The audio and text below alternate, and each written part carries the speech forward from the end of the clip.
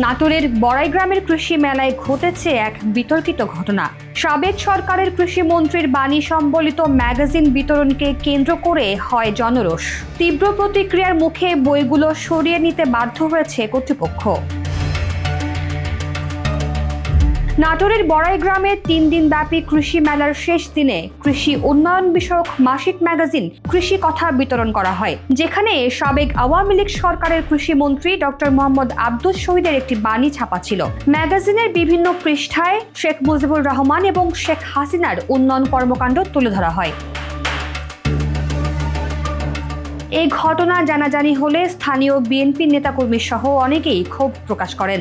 বড়াইগ্রাম উপজেলা বিএনপির সাবেক দফতর সম্পাদক আসাদুজ্জামান জানিয়েছেন, মেলায় আসা জনগণ বিষয়টি দেখে ক্ষুব্ধ প্রতিক্রিয়া দেখান। তাদের অভিযোগ, পতিত আওয়ামী লীগ সরকারের প্রচারকে জনসাধারণের ওপর চাপিয়ে দেওয়া হয়েছে। পরে কৃষি মেলার কর্মকর্তারা দ্রুত ম্যাগাজিনগুলো প্রত্যাহার করেন। বড়াইগ্রাম উপজেলা কৃষি কর্মকর্তা মারফুদুল হক এ বিষয়ে জানিয়েছেন, কৃষি মেলায় যে ম্যাগাজিন বিতরণ করা হয়েছে তা ঢাকায় প্রস্তুত করা হয়েছিল। বইগুলোর মধ্যে একটি পুরনো সংস্করণ ছিল, যা কর্মচারীরা যাচাই না করেই বিতরণ করে। বিষয়টি আমাদের নজরে আসার সঙ্গে সঙ্গে আমরা ম্যাগাজিনগুলো সরিয়ে ফেলেছি। এটি একেবারেই অনিচ্ছাকৃত ভুল।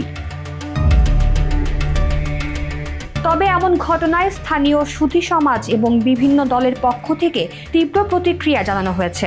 এ ঘটনা থেকে কৃষি মেলার আয়োজনের দায়িত্বশীলতার অভাব স্পষ্ট বলে মন্তব্য করছেন অনেকেই।